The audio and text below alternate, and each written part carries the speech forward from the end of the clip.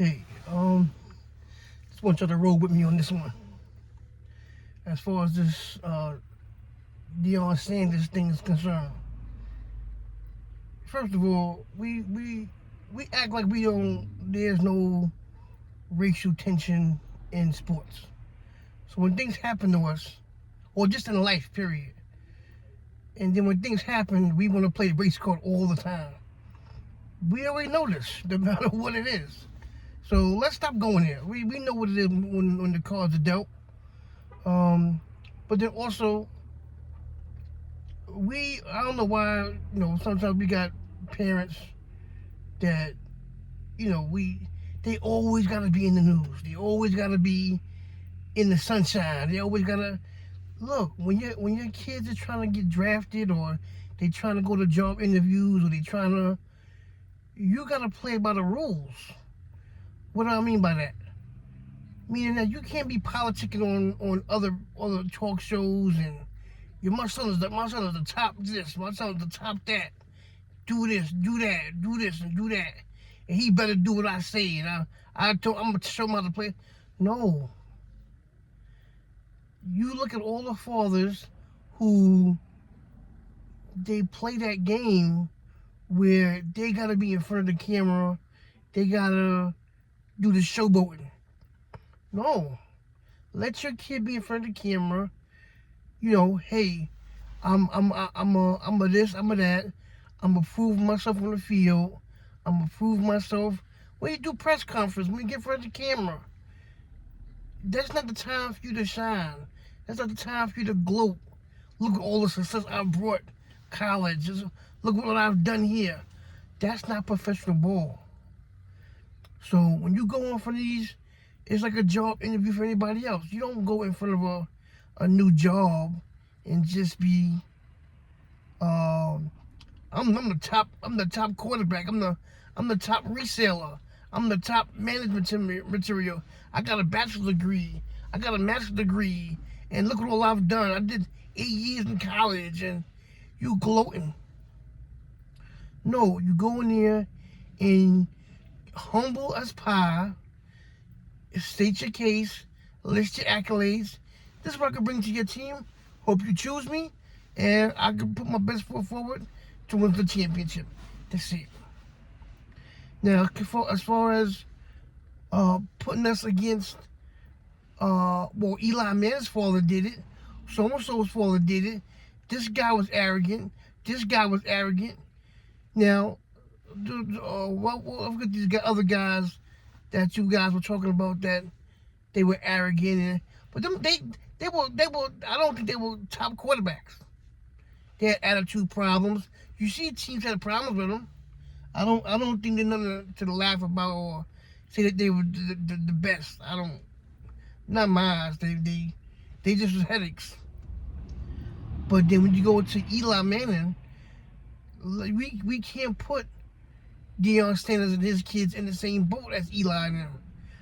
Not because they're white, not because he's black. To me, that ain't got nothing to do with it. What has to do with it is when Peyton got into the league, Peyton showed his father may have been an okay quarterback. His father may have been okay or whatever. But when Peyton got there, what did Peyton do? He showed up. He showed out. So people already were saying, well, his father was good. His oldest son was great. Now they got another kid coming in. We want that one. So they had a little more extra in the game. They had more skin in the game. They got more pull. Deion ain't got no kids in the league. This is first 2 in the league. So, once again, all props to him. He wanted to show his son a good time. He wanted to make sure he got a great team. He wanted to make sure he don't get taken advantage of. Yo, I'm all in for it. LeBron making sure his son get drafted. LaMelo Ball, they fall to make sure they got in. Yo, we need fathers to do that. We not debating that. I'm debating the fact that, You don't always have to be in front of the camera because it's not about you. Go in the back room, state your politics, pull some strings, and see what you can do in the back. But stop going on these talk shows and and making it about you. And look at me, I'm super dad, and we don't need all that. That could cause a problem. People may say, I don't want, you know, the the parent or the superstar coach all in our business, all in our front office, saying what we gonna do and we ain't gonna do. That could cause an issue. So that's one side of the coin.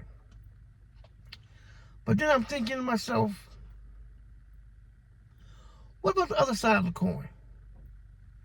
Deion just was on an interview saying it's not what team he wants them to go to, but it's the teams he won't allow him to play for.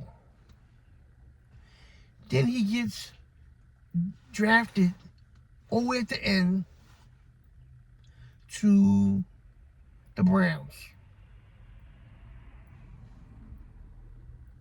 If he was a great quarterback, as everyone says he is, as they say he is,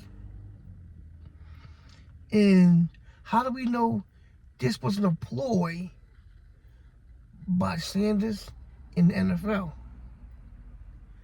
What I mean by that? Everyone's watching to see where he's going to go. Everybody's going to report every round. Man, I may watch the first 10 picks of the NFL draft. I ain't watching no more. Or I'm a Jets and the Giants fan. So I'm not watching until my team picks. And then after that first pick, I probably won't watch no more. Or that second round, third round, I'm not watching any of that. I'm watching the first pick to see who they get. That's it. I'm not watching no more. I'm done. I'm not really into watching all these teams pick all these cats that I had never heard of. I just know what my team needs, and I want to see if they get it or not. So it could be, they're not saying nothing. They're not saying nothing now. They're not up in the news now being all, belligerent, which is good. They're not in the news complaining and whooping and hollering, which I'm glad. I'm glad they're not doing that. Let's act civilized. But how do we know this wasn't some kind of, let's get some coverage behind my son. Let him go last. Because as we know, that a lot of great quarterbacks went late and became superstars. Why not put them on a team that was never about nothing? The Cleveland Browns. Come on. The Browns ain't been really big since before I was born, probably. So, why not try to put them there and then build around them? And then when they win the Super Bowl or go to the playoffs, they can say, hey, I told you my son was a stuff. I'm just saying, something to think about. Roll with me.